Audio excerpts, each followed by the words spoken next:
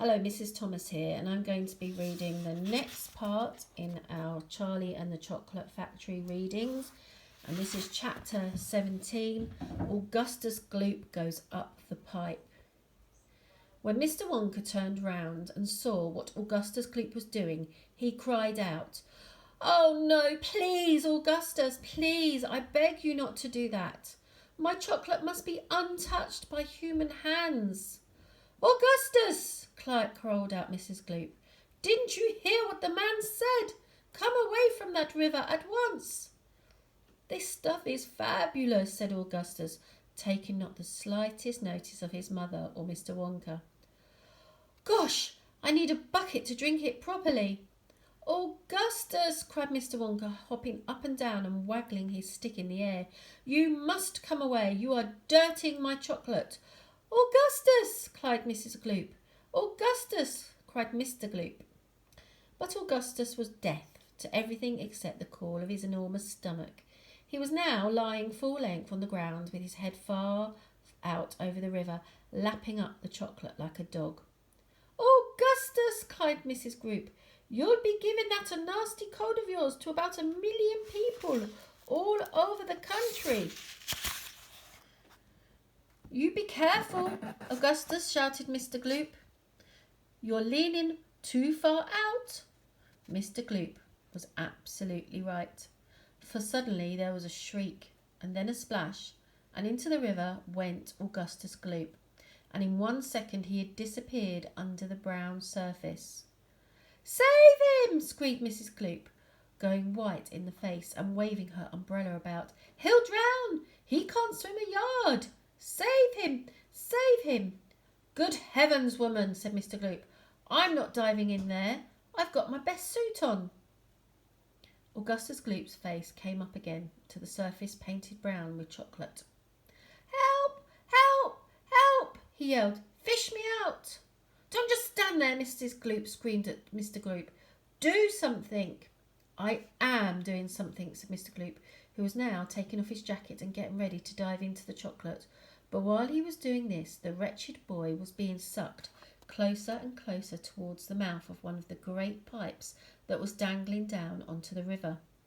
Then all at once, the powerful suction took hold of him, and he was pulled under the surface and then into the mouth of the pipe.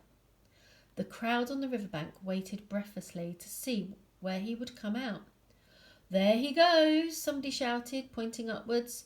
And sure enough, because the pipe was made of glass, Augustus Gloop could be seen clearly shooting up inside it, head first, like a torpedo. "Help! Murder! Police!" screamed Mrs. Gloop. "Augustus, come back at once! Where are you going?"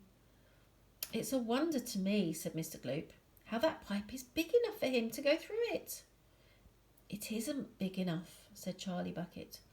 "Oh dear, look, he's slowing down." "Oh, so he is," said Grandpa Joe. "He's going to stick," said Charlie. "I think he is," said Grandpa Joe. "By golly, he has stuck," said Charlie. "It's his stomach that's done it," said Mr. Gloop. "He's blocked the whole pipe," said Grandpa Joe. "Smash the pipe!" yelled Mrs. Gloop, still waving her umbrella. "Augustus, come out of there at once!" The watchers below could see the chocolate swishing around the boy in the pipe, and they could see it building up behind him in a solid mass, pushing up against the blockage. The pressure was terrific. Something had to give. Something did give. And that something was Augustus. Woof! Up he shot again like a bullet in the barrel of a gun. "He's disappeared!" yelled Mrs. Gloop. Where does that pipe go?" "Quick, call the fire brigade." "Keep calm," cried Mr. Wonka. "Keep calm, my dear lady, keep calm. There is no danger whatsoever. Augustus has gone on a little journey, that is all. A most interesting little journey, and he'll come out of it just fine. You'll wait and see." "How can he possibly come out of it fine?" snapped Mrs. Gloop. "He'll be made into marshmallows in 5 seconds." "Impossible," cried Mr. Wonka. "Unthinkable. Inconceivable. Absurd. He could never be made into marshmallows." "And why not?" May I ask? Shouted Mrs. Gloop. Because that pipe doesn't go anywhere near it. That pipe, the one Augustus went up, happens to lead directly to the room where I make the most delicious kind of strawberry-flavoured chocolate-coated fudge. Then he'll be made into strawberry-flavoured chocolate-coated fudge, screamed Mrs. Gloop. Oh, my poor Augustus! They'll be selling him by the pound all over the country tomorrow morning. Quite right, said Mr. Gloop. I know I'm right, said Mrs. Gloop. It's beyond a joke, said Mr. Gloop. Mr. Wonka doesn't seem to think so, cried Mrs. Gloop. Just look at him. He's laughing his head off. How dare you laugh like that when my boy's just gone up the pipe?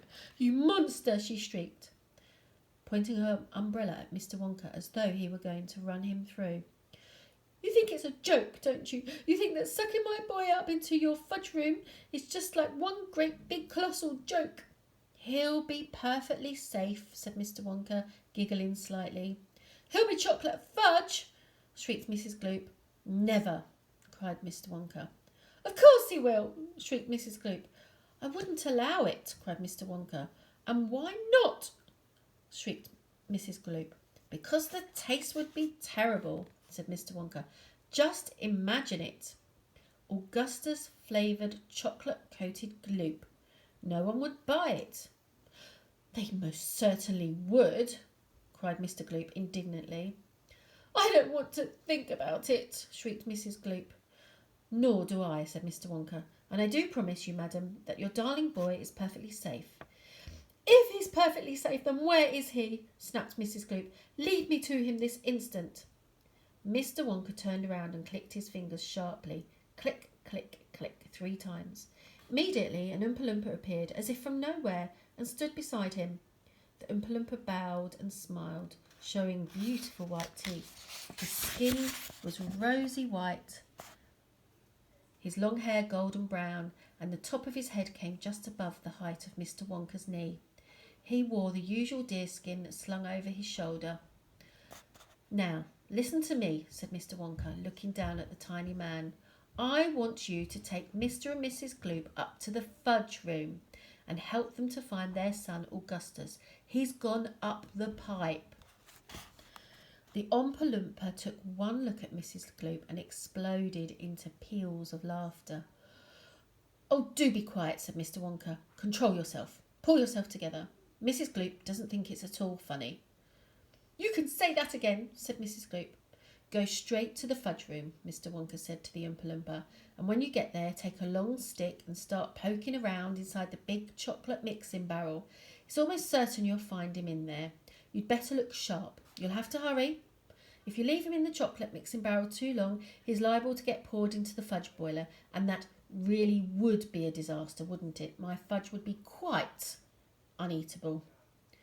Mrs. Gloop let out a shriek of fury. I'm joking, Mr. Wonka giggled madly behind his beard. I didn't mean it. Forgive me. I'm so sorry. Goodbye, Mrs. Gloop. And Mr. Gloop. Goodbye. I'll see you later. As Mr. and Mrs. Gloop and their tiny escort hurried away, the 5 Oompa Loompas on the far side of the river suddenly began hopping and dancing about and beating wildly upon a number of very small drums. Augustus Gloop, they chanted, Augustus Gloop, Augustus Gloop, Augustus Gloop. Grandpa, cried Charlie. Listen to them, Grandpa. What are they doing? Shh, whispered Grandpa Joe. I think they're going to sing us a song.